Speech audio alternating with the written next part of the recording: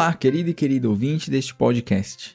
Espero que você esteja bem e agradeço a sua audiência mais uma vez nesse canal. Você sabia que eu tenho também um canal no YouTube? Pois é, só pesquisar lá por Lennon Strabelli e você encontrará meu canal. Vou deixar o link aqui na descrição do episódio também. Seria um grande prazer ter você inscrito e inscrita por lá. Bom, vamos ao que interessa. O nosso assunto de hoje será basicamente um fechamento do mês de setembro. E eu irei puxar algumas coisinhas aqui de agosto, porque, aconteceram coisas aí no mundo da música que não dá pra ficar de fora. Então, vamos lá, para o nosso queridíssimo Área da Capo, do mês de setembro.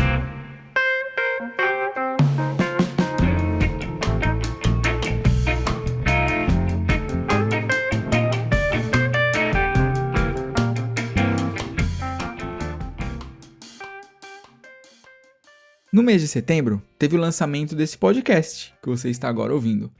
3 episódios já foram lançados, esse é o 4º episódio.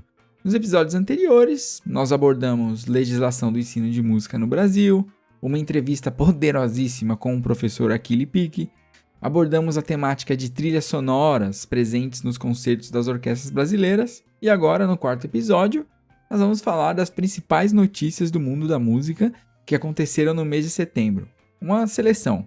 Então, fica aí a referência para esse grande acontecimento no meio crítico musical do mês de setembro, que foi o lançamento do podcast Switch, Notas e Notícias.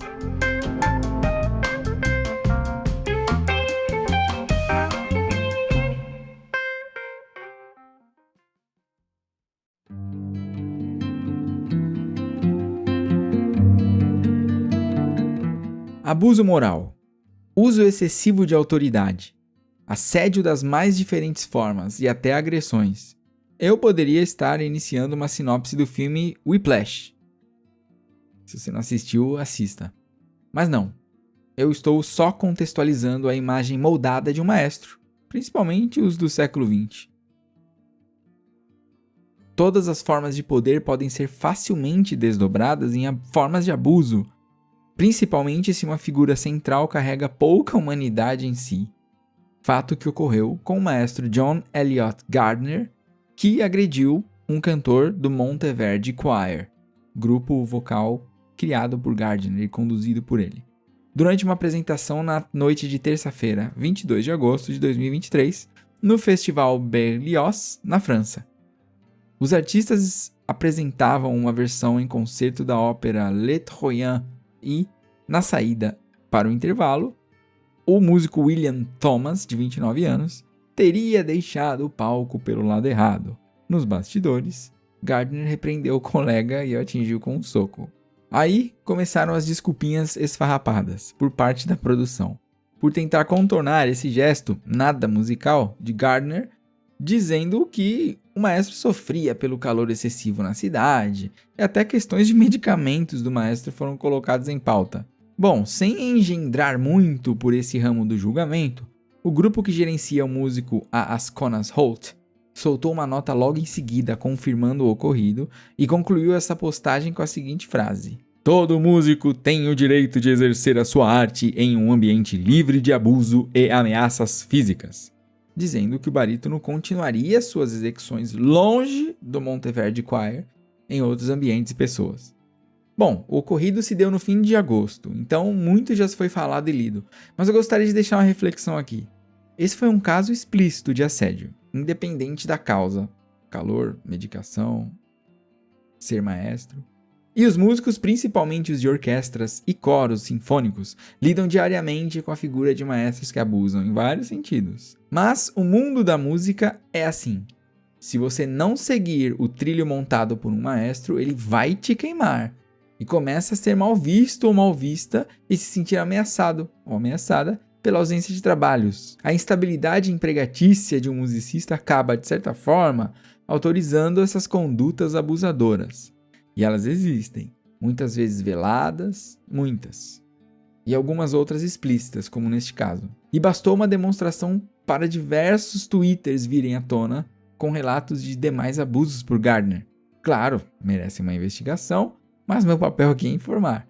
Segundo uma matéria ótima escrita por João Luiz Sampaio na revista Concerto, ele destaca o seguinte: na mídia inglesa chamou a atenção a pouca surpresa perante o ocorrido.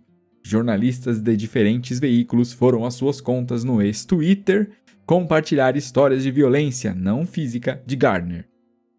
Aparentemente, o maestro é conhecido por agredir verbalmente seus músicos e manter um clima pouco amistoso de trabalho. O maestro fica naquele limiar entre o artista genial e o ser humano não normal, né? Onde tudo é permitido. Ah, fulano gritou com a violinista no ensaio, mas ele é assim mesmo, enérgico. Gente, isso precisa acabar. Esse referencial eu tive em muitas aulas por aí, muitos trabalhos por aí, mas eu filtrei pro mal. Uma coisa legal que aprendi e que pude exercer com certa sabedoria, depois de um tempo de maturidade, dado o fato que eu entrei na faculdade de regência com uma certa idade já, né? Foi aprender a filtrar. Existem sim aulas boas e aulas ruins, comentários péssimos e comentários contundentes, e a gente precisa saber filtrar. O como não fazer é um aprendizado tanto como o jeito certo de se fazer. Então, tive sim referências que genializam o maestro e tive referências que humanizam o trabalho do maestro. E esse segundo caso é onde poderemos tirar mais proveito como grupo. É assim que conduzo meus ensaios, trabalhos também. Já fui chamado de certinho demais, bonzinho demais, maestro fofinho e etc. Já, mas deixo meu recado aqui pra vocês, pois muito provavelmente eu não tive coragem de falar eu não ligo. Eu prezo o bem-estar de todos em primeiro lugar. A música, a arte e o aprendizado, todos nós vamos fazer ali junto.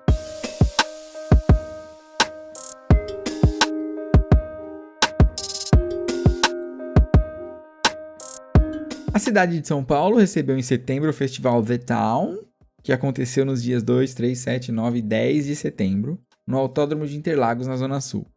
Pegou aí um feriadão prolongado, né? Pois dia 7 de setembro foi uma quinta-feira, feriado de independência no Brasil. Cerca de 500 mil pessoas assistiram a apresentações surpreendentes, algumas nem tanto. Destaque para Bruno Mars, que com todo bom artista que é, traz características culturais da região onde se apresenta. Ou seja, ele não fecha sua apresentação numa caixinha e sai viajando o mundo com o mesmo pacote, né? O Mars e a sua banda fizeram o público cantar Evidências, música de José Augusto e Paulo Sérgio Vale, e ficou conhecida nas vozes de Chitãozinho e Chororó. Além disso, o cantor havaiano mostrou todo o seu molejo e gosto pela cultura brasileira, e fez até vídeo, né, clipe, andando aí pela cidade de São Paulo. Assim como acontece no Rock in Rio, o The Town tinha sua estrutura em palcos separados. Alguns nomes como Palco Skyline, como o palco das principais atrações internacionais e nacionais, Palco The One, que foi altar de encontros fabulosos entre artistas, os famosos featuring, e o palco The Factory.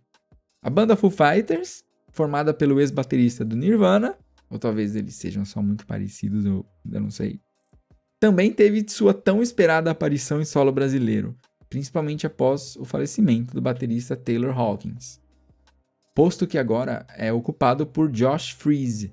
Vale destacar uma apresentação mais emotiva, né, da banda. Destaque aí para a canção Aurora, que foi composta por Grohl, Nate Mendel e o baterista Hawkins. Marcou aí o ponto mais sensível do show, né, em que Dave Grohl disse ser a música preferida pelo falecido colega.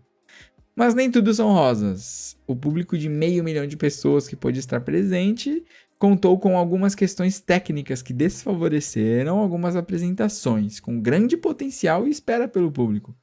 Foi o caso dos Racionais MCs e a Orquestra de Heliópolis. Regida pelo maestro Edilson Venturelli, a orquestra se mostrou preparada, porém questões técnicas de som chamaram a atenção do público, onde muitos disseram que o som dos beats eletrônicos lá, dedilhados pelo DJ KLJ, sobressaíram muito em relação aos da orquestra. A orquestra e o coral acabaram ofuscados. Nos dias 19 e 20 de setembro, a Sala São Paulo recebeu Jordi Savall com seu grupo de música antiga chamado Le Concert des Nations, na temporada pelo Cultura Artística. Apresentou o repertório de música francesa, que intitulou de A Música em Versailles.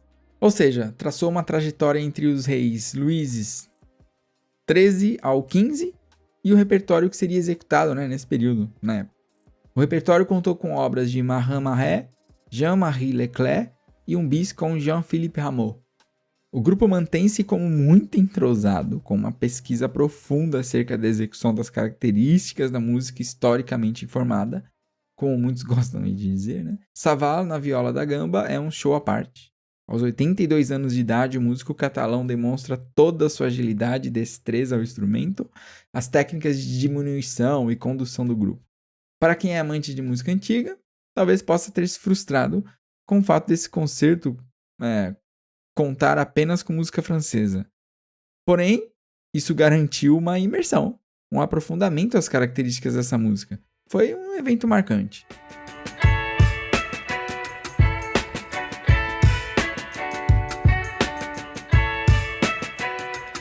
Um movimento bem forte do rock and roll nacional tomou o Brasil nos anos 2000 em diante.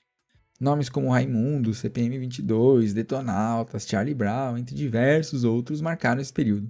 E neste mês de setembro, tivemos o lançamento de mais 4 faixas, que compõem o disco e DVD Acústico 20 anos, de Detonautas Rock Club. Gravada no palco do Teatro Riachuelo, no Rio de Janeiro, em fevereiro de 2023, o DVD Detonautas Acústico 20 anos traz, além das faixas consagradas da banda, um encontro que celebra 2 gerações do rock nacional. O registro contou com as participações especiais de Badawi, do CPM 22, Lucas Silveira, da Fresno, e Di Ferreiro, da banda NX0. A produção foi comandada por Marcelo Susequinde e a direção por Júlio Loureiro.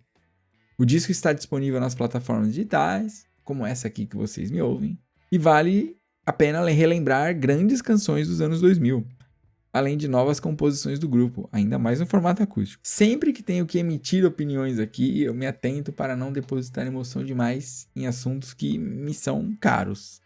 Mas Tico Santa Cruz eu considero como um dos grandes letristas desse nosso século XXI, do segmento do rock, né?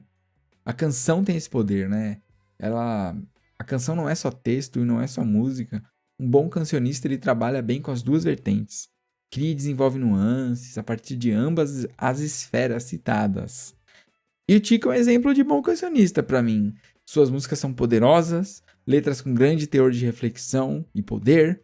É claro que existem as canções que servem para alcançar o maior público aí, né, possível de ouvintes, como Quando o Sol Se For, que não traz nenhum dos aspectos citados acima, mas a sua força é exatamente essa. Outro nome que cito aqui, presta homenagem pela sabedoria e grande influência em mim, é o de Marcos Mena. Você se lembra da banda LS Jack? Lembra que o vocalista sofreu um acidente numa operação estética? Pois é, Marcos Mena continua aí na ativa e anunciou outro nesse ano, hein? Dono de canções incríveis como Sem Radar e Nossas Flores, Marcos e Tico são os 2 nomes que destacam nessa leva do rock, mas, como eu disse, são os que me influenciaram. É claro que outros incríveis nomes do rock brasileiro surgiram e surgem sempre, né?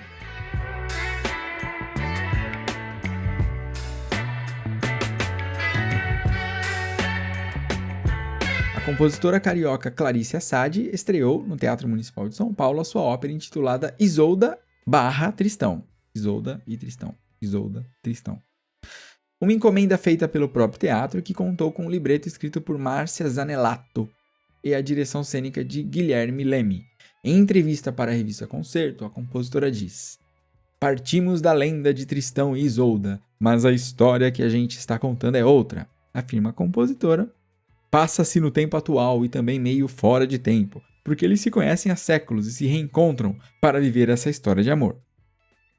Alessandro Sangiorgi assina a direção musical do espetáculo, que conta com o coral paulistano e os solistas Melina Peixoto, como Isolda, Daniel Umbelino, como Tristão, Sávio Esperandio, como Marcos, e Luciana Bueno, como Mãe. A ópera contou com restas até o dia 23 de setembro, no Teatro Municipal de São Paulo.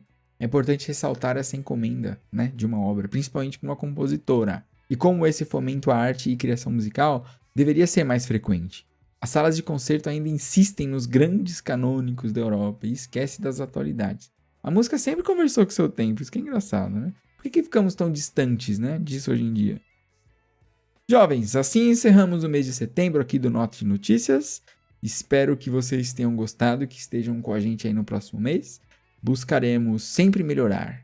Portanto, deixe seu comentário aí, mande uma mensagem com sugestões, etc. São sempre importantes. Muito obrigado e vamos que vamos no mês de outubro. Até mais!